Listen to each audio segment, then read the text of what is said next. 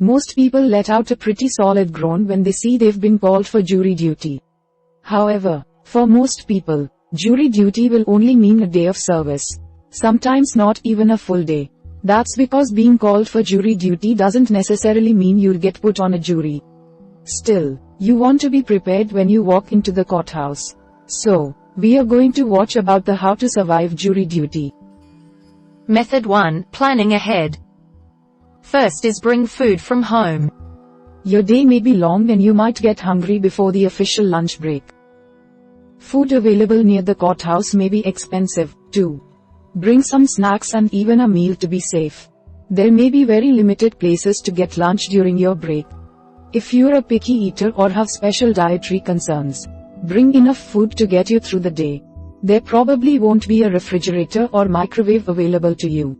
So pack things that don't require those things, such as crackers, protein bars, or fruit. Bring healthy foods that are high in protein to keep your energy level up. Step 2. Bring entertainment or work with you. You won't be able to use your tablet or read your book all of the time. However, there will almost certainly be plenty of time spent waiting outside of the courtroom. You can use this time to read, watch a movie, or listen to music. If you plan to listen to music or watch a movie, make sure to bring headphones so that only you can hear it. Many courts provide wireless internet for free or for a fee. This can be great for getting work done or catching up on emails and social media.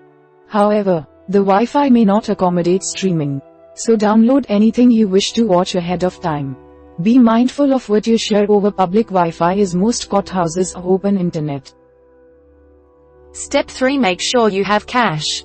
Sometimes the eating establishments in or near the courthouse only accept cash. Make sure you have some with you so you don't have to pay to use an ATM. Some courts will give you cash to cover the expense of lunch. Approximately $10. If you are driving, you should also bring cash to cover the cost of parking meters or a garage. The court may reimburse you for this, but not all do.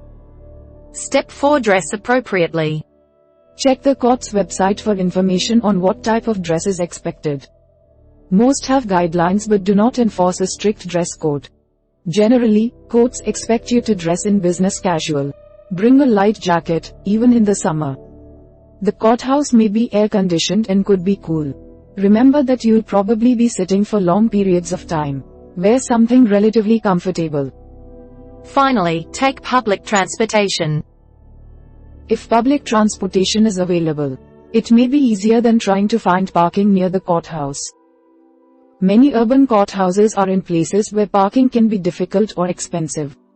You may be exempt from jury duty if the distance between your home and the court is greater than a certain number of miles. Check with your local court if you think you may live too far to have to serve. Method 2. Maximizing your time. First is research the neighborhood around the courthouse. This will help you avoid being late if you can't find parking, or the entrance to the building. It will also help you plan for how to spend your lunch break. There may be places to eat in the neighborhood that you haven't heard of.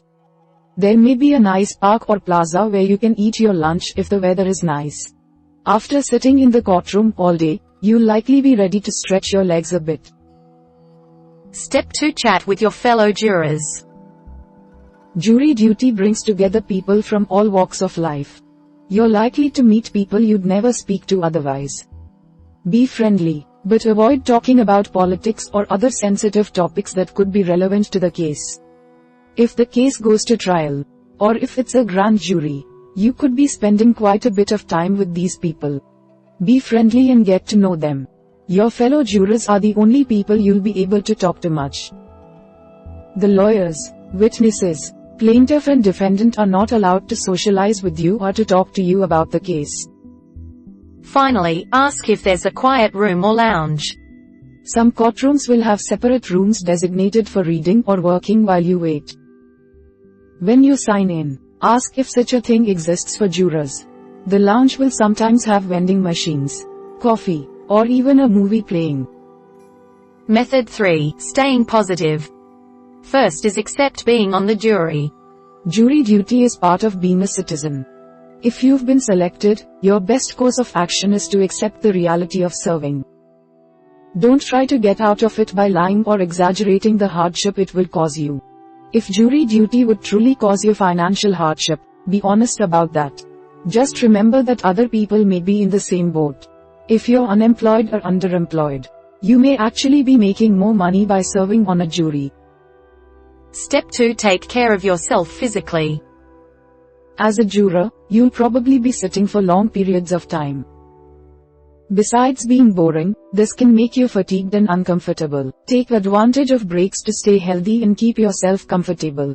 During breaks, go outside and stretch your legs. Take a short walk, if you can. Drink water. It will help keep you alert and awake. If you have time in the morning, exercise before heading to court. It will give you more energy for the day. Step 3. Engage with the judicial process.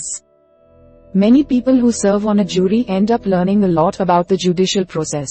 You may be surprised at how interesting the case is. Or you may learn things about the system that you didn't know. Listen carefully to all instructions given to you by the judge. Always ask questions if you don't understand something. Pay close attention to any educational videos they show you. Even if they're boring, they're meant to be informative. Step 4. Take care of yourself emotionally. If you're serving on a jury for a violent crime or something that hits close to home, serving on a jury can be emotionally intense.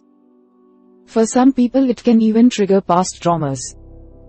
Do what you need to do in order to emotionally manage being on a jury. If the circumstances of a case are personally triggering to you, make sure the judge or the attorneys know that. You may be excused. Learn grounding and meditation techniques to use after each day, or after the trial is over. Some districts offer counseling services for jurors after the trial is over. Finally, remember that your daily payment is not taxable. It may be a small amount of money, but it's considered reimbursement for your time. This means that you don't have to claim it on your taxes. That's one small perk. We hope it is useful to you. Please subscribe to our channel to upskill yourself.